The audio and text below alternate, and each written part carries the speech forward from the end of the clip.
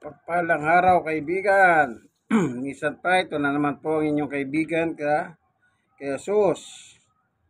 Brother Manny Bautista. Ano po?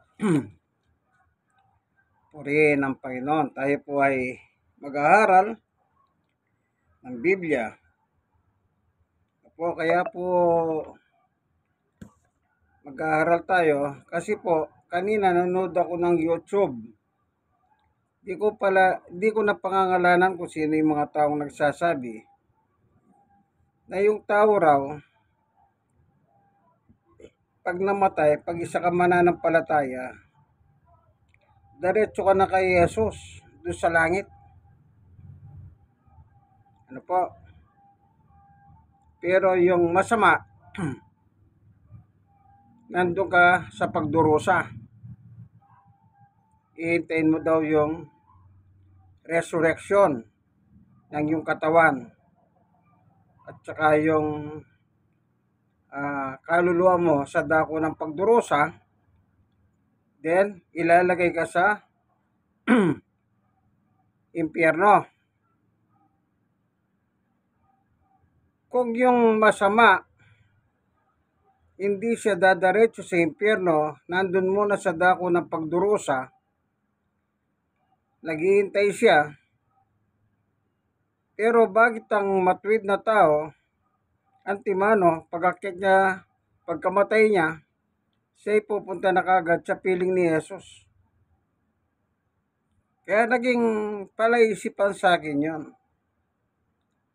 Bagamat hindi ko naman po sinasabing mas magaling ako sa kanila o magaling sila, kasi gumagamit din sila ng Biblia.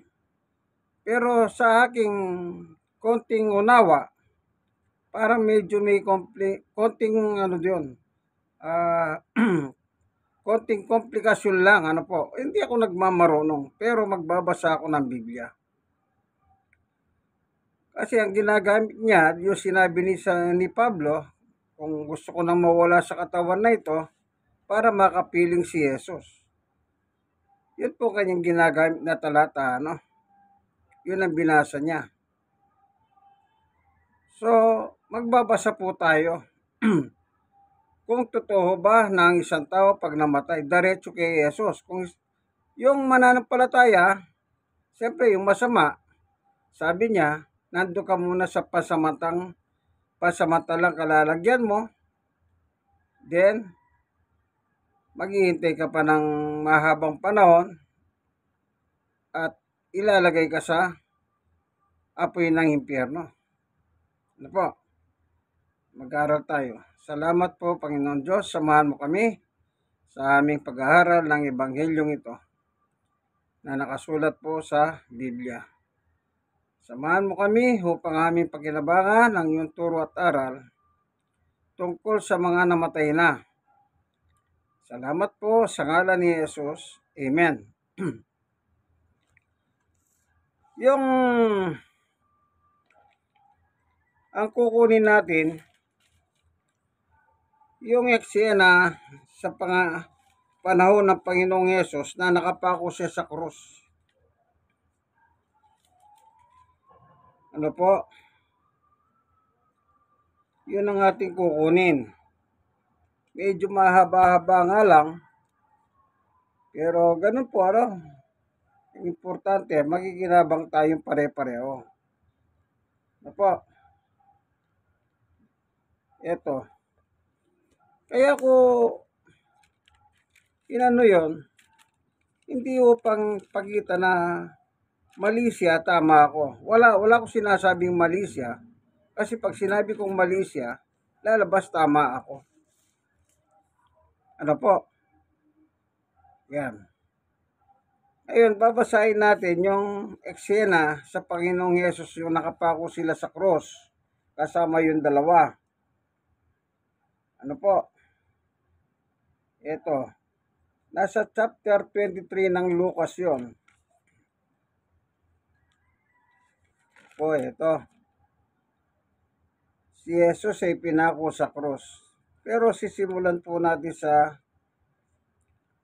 dito sa 32. dito sa Lucas 23:32. Ako, may dalawa pang kriminal na inilabas ang mga kawal upang patayin kasama ni Jesus. 33. Nang dumating sila sa isang bundok na tinatawag na Bungo, ipinako nila si Jesus sa krus. Ipinako rin ang dalawang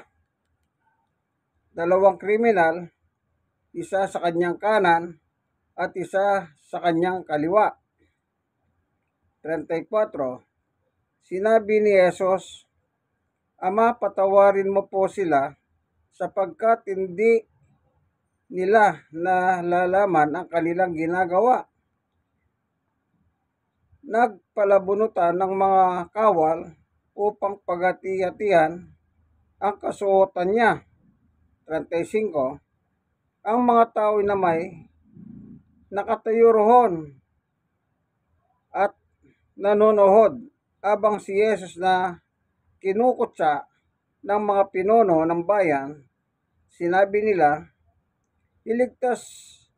iniligtas niya ang mga iba, iligtas niya ngayon ang kanyang sarili upang kung siya nga ang Kristo na inirang ng Diyos.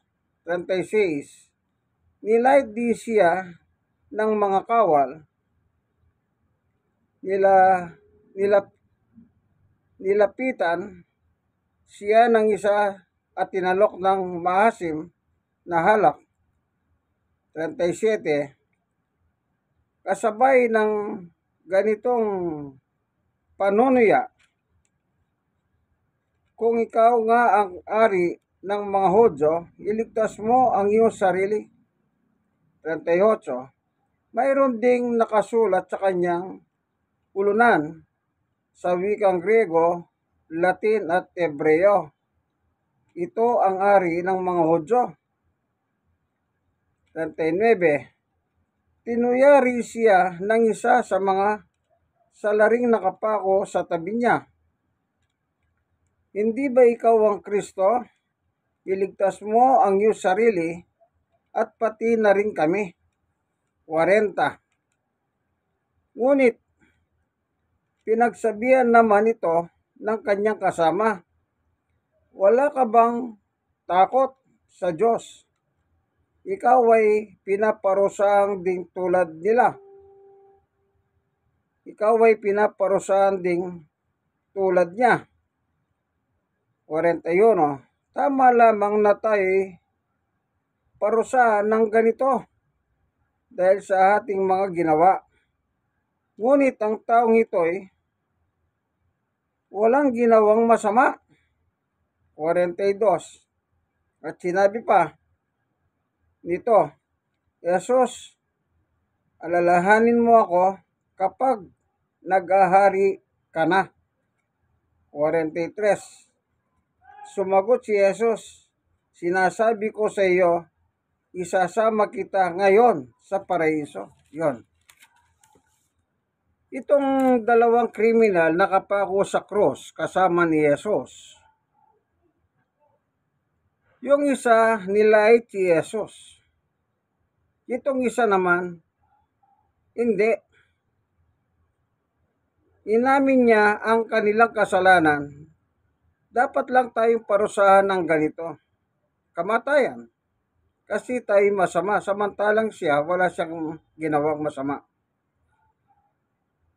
Referring to Jesus. Ngayon, ang gusto ko lang pong tignan sa inyo rito, itong taong ito na mamamatay ngayon, bago siya mamatay, nakapag-confess siya kay Jesus. Inaccept niya si Jesus bilang Panginoon at tagapagligtas niya.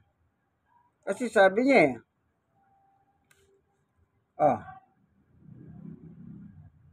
42, at sinabi pa niya, Jesus, alalahanin mo ako kapag nag-ahari ka na.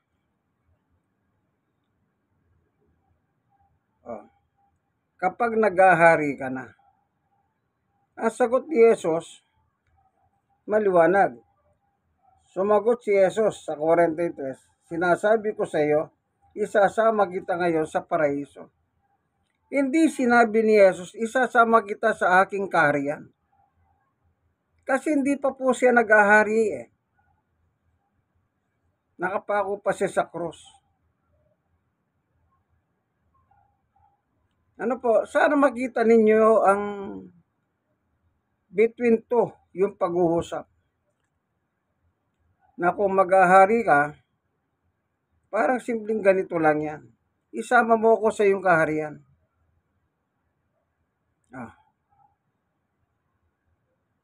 Iba naman ang sagot ni Jesus. Ngayon din, isasama kita sa paraiso. Hindi sinabi ni Jesus, isasama kita sa aking kaharian. Ano po? Yan, paraiso. Alam niyo po, sa Bible Concordance, meron po ako, makapal eh. Ngayon, sinulat ko na lang po dito sa likod ng Bible. Ito, manipis na Biblia po, ang Biblia, Tagalog ha.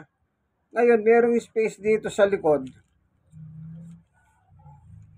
Ayan, sinulat ko na lang. Para pag nagba-Bible study ako, kung gusto kong tatalakayin yung paradise o yung paraiso at langit, hindi ko na dinadala yung Biblia na at the same time, Biblia, meron siyang Bible Concordance. Makapal po eh. O, medyo mabigat.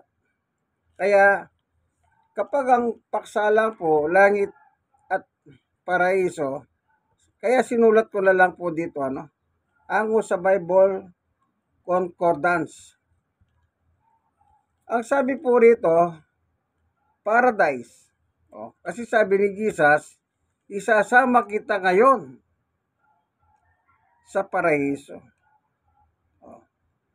Bakit kaya hindi kaya sinabi ni Jesus, sige, sasama kita ngayon sa aking kaharian. Hindi pa po kasi nag-ahari ang Panginoong Jesus eh. Ano po? At saka lang siya mag-ahari in the future. Ano po? Tandaan niyo po, bagamat si Jesus ay yari talaga, pero siya yari sa mga mananampalataya. Gaya ko, mananampalataya ako kay Jesus. Siyempre, kinikilala ko si Jesus bilang aking Panginoon at tagapagligtas at taring darating. Ano po? Ari siya. Yan binanggit po ni Jesus sa ari siya eh. Okay, basahin muna natin Meron bang binanggit si Jesus na siya ay ari? Dito sa Lucas 19:27, babasahin ko po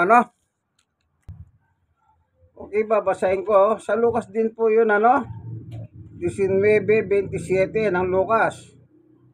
Tungkol naman sa mga kahaway kong ayaw na ako'y mag-ari sa kanila.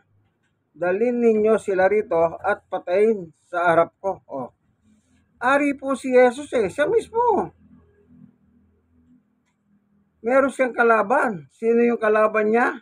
Yung ayaw maging ari si Jesus sa kanilang buhay. Ano po? Kasi pag naging ari si Jesus sa iyong buhay, hindi po ba yung kasabihan? Utos ng ari, hindi nababali. Pag nagsalita ang ari, talagang po yan. Sinusunod yan. Ari si Jesus. Pero hanggat hindi pa po siya bumabalik at nagluluklok doon sa kanyang trono bilang ari, nag-aari siya sa mga mananampalataya. Kaya sinabi niya, yung ayaw mag-ari ako sa kanila, dalhin nyo rito, patayin nyo. Yun ang ibig sabihin. Kaya si Jesus, nag-ahari siya ngayon sa mga mananampalataya sa kanya. Siya ang ari ng kagaya ko. Dati hindi po ako mananampalataya kay Jesus. Ngayon mananampalataya na ako kay Jesus. Si Jesus ay kinikilala kong ari. Ibig sabihin, kung hari si Jesus, kailangan siyang masunod sa buhay mo. Siya na nag-ahari sa iyo eh. Yun. Kaya iba naman yung eksena nung nakapako sa cross, na nakapako po si Jesus. Oh. Kaya sabi niya, Jesus, alalahanin mo ako kapag ikaw ay naghahari. Oh. Ulitin nga natin para lang po sa Lucas 23 Oh. 23:42 ng Lucas. At sinabi pa nito, Jesus, alalahanin mo ako kapag nag-aari ka na. Ang tinutukoy nitong taong ito, sa kaharian na po sa langit, kung saan nag-aari si Jesus. Ano po? Pero ang sagot ni Jesus, maliwanag. 43, sumagot si Jesus, sinasabi ko sa iyo, isasama kita ngayon sa paraiso. Hindi niya sinabing, ngayon din isasama kita sa aking kaharian. Ang paghahari ni Jesus, future. Hindi pa po ngayon. Pero sa mananampalataya, nag-ahari na siya. Ano po? Nag-ahari na siya. Hallelujah. Ayun po, Kaya, yung sa Bible Concordance, dahil makapal po yun eh. Kaya sana man dala-dala ko yun. Wala naman akong binago, sinulat ko lang dito sa likod ng Biblia kasi manipis eh. Para pag yun ang pinapaksa ko, yun lang ang babasahin ko. Kesa naman dalhin ko po yung concordance na ganyang kalaki, kakapal.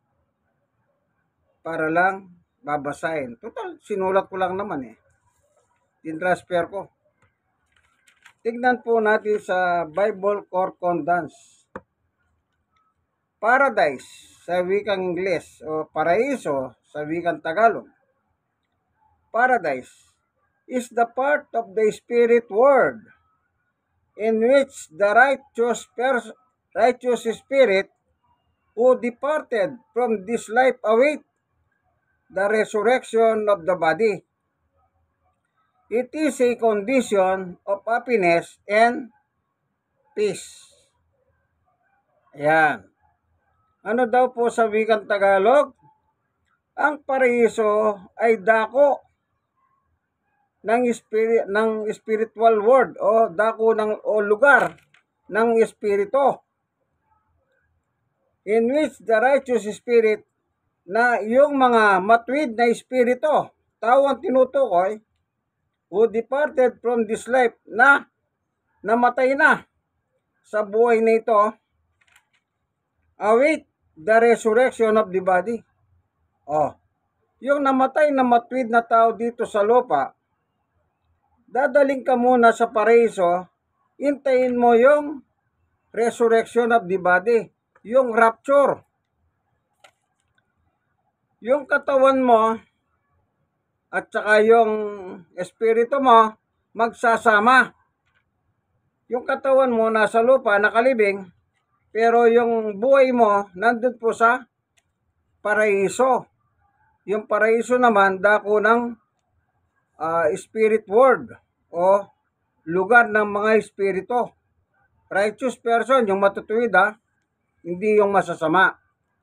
Ito yung mga mananampalataya kay Jesus na hanggang namatay sila, sumusunod sila kay Jesus. Ano po? Sukdulan, makaranas sila ng kamatayan, kagaya ng mga sinahunang alagad na pinersecute din sila ng Emperor Nero. Yung mga apostol, inarap po nila yung kamatayan. Kahit mamatay sila, okay lang. Basta kay Jesus sila. Yun ang mga spirit person, yung patungo doon sa spiritual world. Sa dako. Yan. Ano daw po yung paradise? It is a condition of happiness and peace. Habang nando sila, ang lugar po palang paraiso sa wikang Tagalog, lugar ng kasiyahan at kapayapaan. Kaya paraiso pala o paradise sa wikang Ingles. Doon muna sila, naghihintay sila, await the resurrection of the body. Yung body nakalibing. Po? Naintindihan nyo man siguro, kahit ganun po ang aking mga termino. Yung patay yung kaluluwa mo, patay ka. Yung kaluluwa mo, nando sa paraiso. Yung katawan mo nakalibing kasi nililibing ka eh. Nag-aantay kayo na yung katawan mo at saka yung kaluluwa mo muling magsasama. At doon kayo pupunta sa langit. Hindi yung sinasabi nung isa lang naman yung nagsasabagi, marami din nagsasabing ganyan. Na kapag namatay ka, matuwid kang namatay, hanggang kamatayan, masunurin ka, pagkamatay mo raw, makakasama mo na si Jesus. Kaya po natin binasa ito, yung tungkol sa dalawang kriminal na kasama ni Jesus. Kasi po yun ang pinakamalapit na kwento ang pwede natin pagpunan. At si Jesus mismo ang nagsasabi na isasama kita ngayon din sa paraiso. Hindi niya sinabing isasama kita sa aking kaharian. Kasi nga po, hindi pa nag-ahari ngayon si Jesus. Pero nag-ahari siya sa mga mananampalataya. Yan. Ngayon, yung salitang langit or heaven, ganito naman po nakalagay sa Bible Concordance. Heaven, it is first of all the place where God lives and the future home of the saints. O kita nyo po? Ano daw po yung langit? Dako ng tahanan ng Diyos.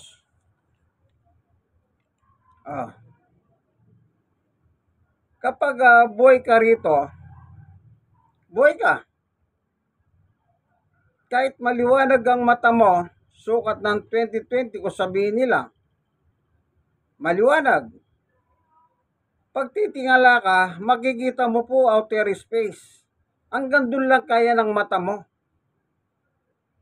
Pero yung langit talaga, kung saan ang Diyos ay nakatira, hindi abot ng mata mo yan. Hindi abot ng iyong mata.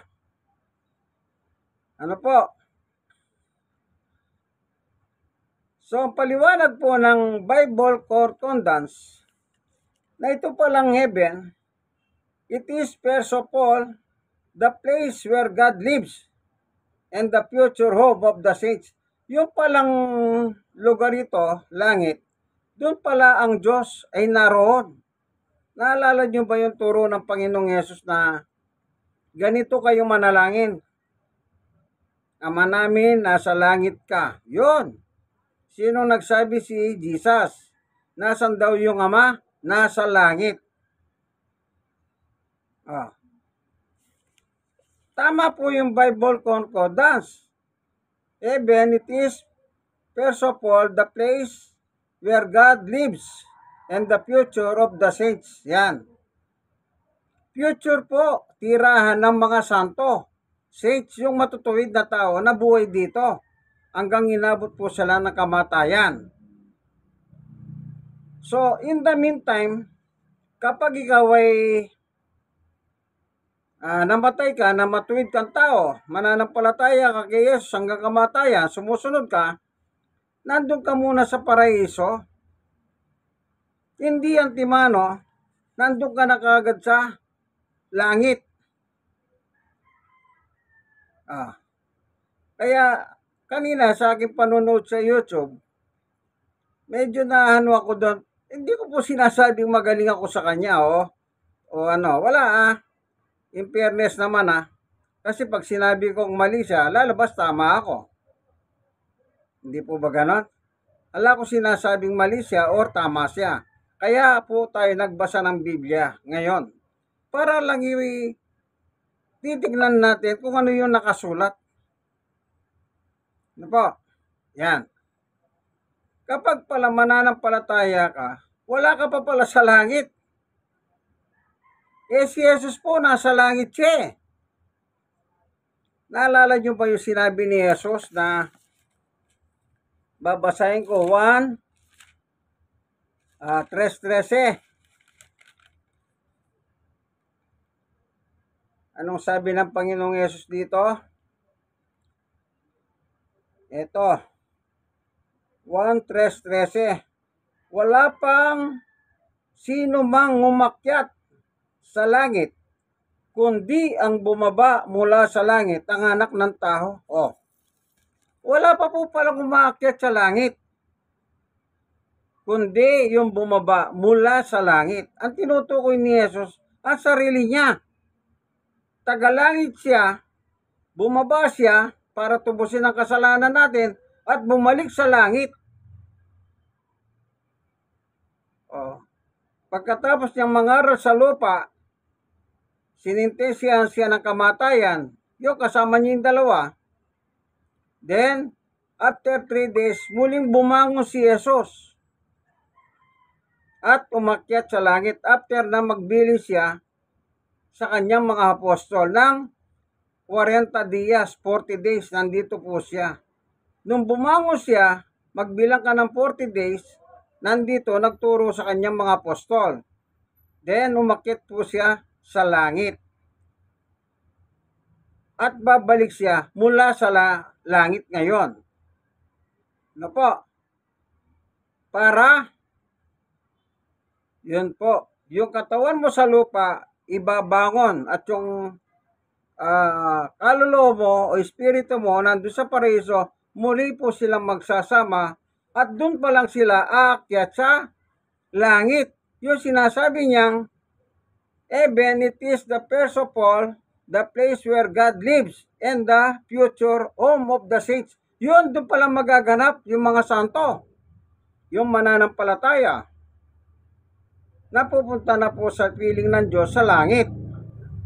Pero sa ngayon, wala pang tao kasi sabi ni Jesus, wala pang umakyat sa langit na tao. Sino man tao wala pang umakyat sa langit, kundi ang bumaba sa langit. Sino siya? Si Jesus bumakyat sa muli sa langit. Nakasulat naman yun sa Gawa 1. Para wag po kayong malito, nililinaw lang natin. Wala po tayong pinipersonal na taho. Baka sabihin na may personal. Wala po. Nagbabasa lang ako, lagi ko sinasabi. Nagbabasa lang po tayo. Wala pong personal ito. Ano po? Dito. Sabi rito, ito. Gawa 1:6. Ang title nito, ang pag-akyat ni Jesus sa langit. Nang magkatipon si Jesus at ang mga alagad, nagtanong sila kay Jesus, Panginoon, itatatag na po ba ninyo muli ang kaharian ng Israel? 7. Sumagot si Jesus, ang mga panahon at ang pagkakataon ay tinakda ng Ama sa kanyang sariling kapangyarihan at hindi na kailangan pang malaman ninyo kung kailan iyon. 8. Subalit, tatanggap kayo ng kapangyarihan pagbaba sa inyo ng Espiritu Santo at kayo magiging mga saksi ko sa Jerusalem, sa buong Judea at sa Samaria at hanggang sa dulo ng daigdig. 9. Pagkasabi nito, si Jesus ay iniakyat sa langit. Abang ang mga alagad ay nakatingin sa kanya at natakpan siya ng ulap. 10. Abang sila'y nakatitig sa langit at siya iniakyat, may dalawang lalaki nakaputi na lumitaw sa tabi nila. Sabi nila, Ose, Kayong mga taga Galilea, bakit kayo nakatayo rito at nakatingin sa langit? Itong si Jesus ay umaakyat sa langit at magbabalik siya gaya na nakita ninyong pag-akyat niya. Yun. So, umakyat ngayon si Jesus. Siya po yung umakyat, wala pa pong tao. Paano mo ngayon sasabihin, pag namatay yung righteous person, diretso na sa langit? Sa piling ni Jesus, sabi niya. Nasa langit si Jesus. Ibig sabihin, may tao na sa langit. Paano yung salita ni Jesus sa 1:3? Wala pang sino mang umakyat sa langit. Hindi kaya nagiging komplikado ngayon yan? Bakit yung masamang tao pag namatay, hindi niya sinabing diretso sa impyerno, kundi sabi niya, nandun muna sa temporal na kalagayan. Then maghahantay yon ng resurrection din para doon nilalagay naman sa impyerno. Kaya, ito po yung, ako binasa ko lang Ito hindi niya binasa kasi ito. Yung binabasa kong ito. Bagamat umapyaw siya kanina, yung sulat ni Pablo, nasabi ni Pablo, mas gusto ko pang mawala sa katawang ito upang makapiling si Jesus. Yun ang kanyang basis. Makapiling si Jesus. Yung pong malapit nang mamatay sinabi ba ni Jesus, okay, makakapiling kita? Wala naman sinabi makapiling. Bagamat yung sinabi ni Pablo, mas gusto ko mawala sa katawang ito upang makapiling si Jesus. In the future, makakapiling mo talaga si Jesus. Pero in the meantime, hindi pa. Kaya walang tao sa langit, sabi ni Jesus. Kaya ako po meron nakipagdiskusyon sa akin. Ipinipilit nila may tao sa langit. Di mas magaling pa kayo kay Jesus kako. Si Jesus nga nagsasabi wala pang taong umakyat sa langit. Kayo naman pinipilit yung may tao sa langit. Sinong paniniwalaan nyo po, kaibigan? Yung nagsasabing may tao sa langit o yung nagsasabing si Jesus walang tao sa langit? Ako, kay Jesus ako. Bakit? Sa kanya ako mananampalataya ako ni Jesus Kung ano sinabi ni Jesus, yun munang-una kong paniniwalaan. Bago yung iba. Gaya ng nakapako sa krus. Ngayon din, isasama kita sa paraiso. Yung palang paraiso, ayon sa Bible Concordance, dako o lugar ng mga taong espiritual. Ngayon, meron pa siyang ibang meaning. Sabi naman dito, ito. Diretso natin yung heaven kasi may kadugtong yun. Heaven, it is first of all the place where God lives and the future home of the saints. In the sense of being God's home and the ultimate place for the faithful, it is clearly distinguished from paradise, which is the temporary abode of the faithful spirit of person who have lived and died on this earth. Yun, lalong naging maliwanag. Na yung palang paraiso ay temporary na kalalagyan ng mga faithful spirit. Yung mananampalataya kay Jesus hanggang mamatay, talaga sumusunod pa rin sila kay Jesus. Na namatay, na nabuhay dito sa lupa at namatay dito sa lupa. Anong ginagawa nila doon sa paraiso? Yun nga po, naghahantay ng resurrection. At saka sila pupunta doon sa future home ng Diyos. Makakasama na po ang Panginoon Diyos doon sa langit. doon pa lang kayo makakapunta sa langit. Wala pong antimano. Kaya sabi niya, pag namatay daw yung righteous spirit, mananampalataya kay Jesus, pagkamatay niya, antimano, kapiling na si Jesus sa langit. Sabi niya. Eh, di po ba, no? Mukhang ako, kaya ko po tinalakay ito. Baka makita ninyo siya. Mapanood ninyo yung kanyang programa. At ikumpara nyo po yung itong aking video. Ang tunay na pagbubunyag ng katotohanan o salita ng Diyos ayon sa Biblia. Ito po ang inyong kaibigan kay Jesus, Brother Manny Bautista. Ano po? Kaya, ala po tayong personalan, ano? Hindi rin ako naninira. Binasa ko lang po. Ang ginamit ko po ay Biblia ng mga pastor. Yun din po, pastor yun. Yung sinasabi ko. Oh. Pero ako hindi po ako pastor. Pero yung Biblia ginamit ko, amen, ang Biblia ng mga pastor. At saka ko po ginawa yung kahulugan ng paradise at saka ng heaven sa Bible Concordance. Ano po? Sinulat ko lang dito kasi po pag yun ang topic ko sa labas, hindi na ako mahihirapan. Nakukuha pa ako ng Bible Concordance. Yan kapal po eh. Mabigat. Ano po? Yan lang po, ano? Wala po akong sinisira. Gusto ko lang po maging maliwanag sa inyo, ano?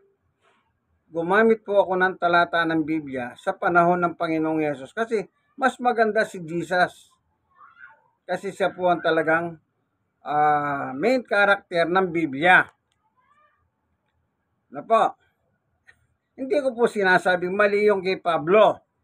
Apostol si Pablo, kaya dapat paniwalaan mo rin. Pero hindi pa, in the future po yung sinasabi ni Pablo. Gusto kong mawala sa katawang ito upang makapiling na si Jesus. Talagang makakapiling mo naman si Jesus in the future.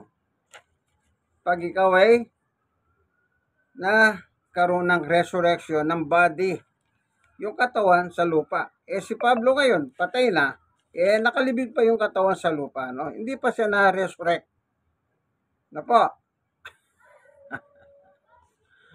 So, kaibigan, hanggang dito na lamang, ano? Sana meron po kayong natutunan, ano? Yan. So, makikita po natin yung mananampalataya hanggang kamatayan ni Jesus at yung hindi mananampalataya. Pareho po silang waiting lang. Yung isa, sa dako ng pagdurusa.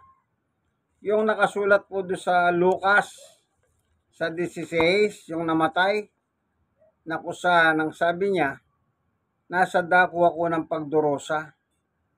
Yun din po yung ginamit nung sinasabi ko sa inyo, no? O basahin natin, yung Lucas 16. Para lang po makita natin. Kumbaga, tinitignan ko lang, ano? Ano po nakalagay? Ito po, ano? Simula po sa 19 yun, eh.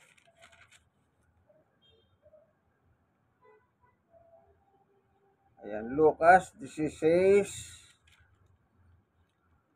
Ang mayaman at si Lazaro. Ito po, ano? Ang sabi nung napunta sa pagdurusa,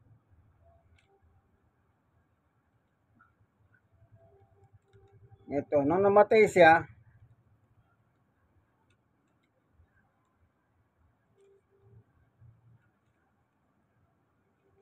ito po, ano?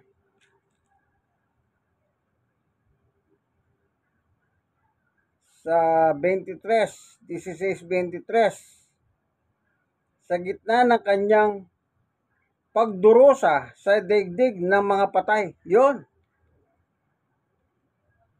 natanaw ng mayaman si Lazaro sa piling ni Abraham. Sa ibang salin po ng Biblia, yung piling ni Abraham, paradise po yun, ano? Yung iba naman, bosom of Abraham. 24, kaya sumigaw siya, mga Abraham, mahawa po kayo sa akin, utusan po ninyo si Lazaro na isausaw sa tubig ang dulo ng kanyang daliri at basahin ng aking dila dahil ako'y naghihirap sa hapoy na ito. Oh. 25. Ngunit sumagot si Abraham, anak, alalahanin mong nagpasasaka sa buhay nung ikaw ay nasa lupa. At si Lazaro naman ay narito ay si Lazaro naman ay nagtitiis ng kahirapan, subalit ngayon ay inaaliw siya rito. Oh, inaaliw siya rito. Yun po yung paradise. Anong sabi ng Bible Concordance sa paradise? Ito po tignan natin Dako ng paradise, which is the part of the spirit world, and which is the righteous spirit, was departed from this life await the resurrection of the body. It is a condition of happiness and peace. Ayun po, kaya sabi ko po, nasa paraiso eh. Sa ibang salin po ng Biblia, paraiso po yung nakalagay, paradise. Yung bosom of Abraham. Oh, dito lang sa Tagalog, sabi niya, ngunit sumagot si Abraham, anak, alalahanin mong nagpapasasa ka sa buhay mo, ikaw, no.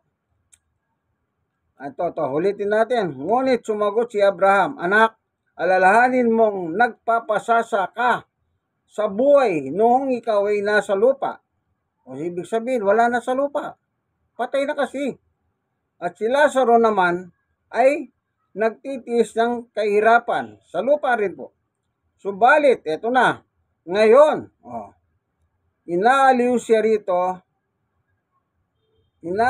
rito, samantalang ikaw namay nagduro sa riyan. Nagdurusa. Nasa apoy ng pagdurusa yung yung temporary. Yung kanyang kaluluwa nandun na, yung katawan nakalibing kasi namatay silang pareho nung mayaman at mahirap. Kaya dito pinakikita yung sulat ng Panginoong Yesus, yung parabola kung saan patutungo ang dalawang tao after death. Yung isa nasa inaaliw siya rito. Yan po yung paraiso. Yung isa naman ay nagdurusa. Na naghihintay pong pareho ng resurrection of the body. Pag bumangon yung parehong katawan, patutungo na po sa apoy ng impyerno, yung isa patutungo na sa kaharian ng Diyos. Maliwanag po ba sa inyo? Maghihintay. Kaya, ang sinabi nung pastor nagtuturo, pag yung namatay, nasa pansamantalang kalagayan, pansamantala ang kalagayan niya sa dako ng pagdurusa, pero yung kabila naman, diretso daw sa langit kapiling ni Jesus. Hindi po inahaliw pa lang siya sa paraiso. Kasi nga, sabi ni Jesus, wala pang tao sa langit. O sinong paniniwalahan mo? Sinong paniniwalaan ko? Natural si Jesus. Nasaan daw yan? Sabi nung alalahanin mo ako, Jesus, kapag nag-ahari ka na. Sagot ni Jesus, sasama kita ngayon sa paraiso. So, pareho po pala yung temporal na kalagayan. yung paraiso at padako ng pagdurusa. Kaya yun po yung maliwanag na biblical teaching, tungkol po sa mga namatay. Kasi dalawa lang ang mamamatay. Isang matuwid na maglilingkod kay Jesus hanggang kamatayan at isa naman yung ayaw kay Jesus hanggang kamatayan. Ano po? Yan. Meron silang pupuntahan. Kaya pagdating ng araw, panguli, tignan nyo po pag darating na si Jesus. Chapter 5. Tignan nyo po, pandagdag po ito, sa 1:5. Dito sa 27. Ito, simulan natin sa 25. Pakatandaan ninyo, darating ang oras at ngayon na. Ngayon na nga, na maririnig ng mga patay ang tinig ng anak ng Diyos at sino mang makinig sa kanya ay mabubuhay. 26. Kung paano ang Ama mismo ang pinagmumulan ng buhay, gayon din naman ang anak na binigyan niya ng ganoong karapatan. 27. Binigyan niya ang anak ng kapangyarihan umatol sapagkat siya ang anak ng tao. 28. Huwag ninyo itong pagtakan sapagkat darating ang oras na maririnig ng mga patay ang kanyang tinig. 29. At sila'y babangon. Yung patay babangon. Pagdating ni Jesus, maririnig ng patay yung tinig ni Jesus, sila'y babangon. Lahat ng gumawa ng kabutihan ay babangon patungo sa buhay na walang hanggan. Ito na po yung papuntang langit. Pagdating pa lang ni Jesus, babangon. Kaya wala pang umakyat, pupunta sa buhay na walang hanggan sa piling ng Diyos. At lahat ng gumawa ng kasamahan ay babangon patungo sa kaparusahan. Yun na po yung impyerno. Babangon po ang mga patay, masama't mabuti. Pero sa ngayon, hindi pa sila babangon kasi bakit? Hindi pa po bumabalik si Jesus eh. Maririnig nila ang boses niya. Pero ngayon, pag meron kayo namatay na kamag-anak, kausapin nyo, hindi po kayo maririnig niyan. Pero pagdating ng pagbabalik ni Jesus, maririnig nila ang tinig ng Panginoong Jesus. Babangon po sila. Doon pa lang sila mapupunta sa langit at doon pa mapupunta sa impyerno. At kasama na si Satanas doon sa impyerno. At doon sa langit naman po, kasama nyo na po si Jesus. Doon pa lang magaganap yun. Kaya sabi ni Pablo, gusto ko na mawala sa katawang ito upang makapiling si Jesus. In the future po yun. Magaganap yun. Pero ngayon, hindi pa po bumabalik ang ating Panginoong Yesus. Wala pa pong nangyayaring pagbangon ng mga namatay doon sa simenteryo o saan ka man namatay o doon sa nalibing. Ano po? Sana makatulong po sa inyo, makadagdag sa inyong kahalaman. Hindi po ako nakikipagkompetensya. Hindi ko rin sinasabing magaling ako sa kanila. Basta ako po nagbabasa lang ako ng Biblia. Nagkataon po, napanood ko lang, kaya po gumawa ko ng ganitong content. Hindi ho pang manira. Hindi ko po intention manira. Bakit? Hindi po maganda yun eh. Pero kapag makikinig ka talaga, medyo meron kang makikita talaga ng diferensya. Pero ka nasasagasa. Hindi mo sinasadya, talaga nasasagasaan mo yung iba.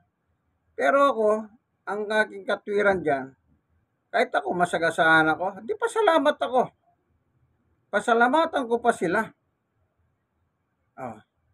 Na meron silang alam na hindi ko pala alam. Pasalamatan ko, hindi ako magagalit. Ganun lang po ako, kasimple, By the way, ito po ang inyong kaibigan kay Jesus. Salamat, Panginoon Diyos, sa katotohanan na tinuro mo po sa amin. Yung kalagayan po ng dalawang tao, isang matuwid at isang di matuwid. Salamat po, ipinahayag mo po sa akin ngayon ang tamang aral at turo tungkol po sa mga patay.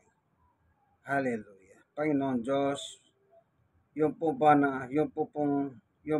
mga nakikinig ng aking munting video, buksan mo ang kanilang mga puso. Kung sila man po may iba't ibang karamdaman, pagalingin mo. Kung sila man po ay may dalang kabigatan ng buhay, yung paghahanin. Tunay nga po sa iyo, Diyos, wala pong imposible. Maraming salamat po sa liwanag ng iyong turo, sa ngalan ng aming Panginoong Yesus. Amen. Kaibigan, isa lang po ang gusto ko. Ano yon? Alam nyo na yan, kaibigan. Like. Share ng share sa marami. Subscribe now. Now na.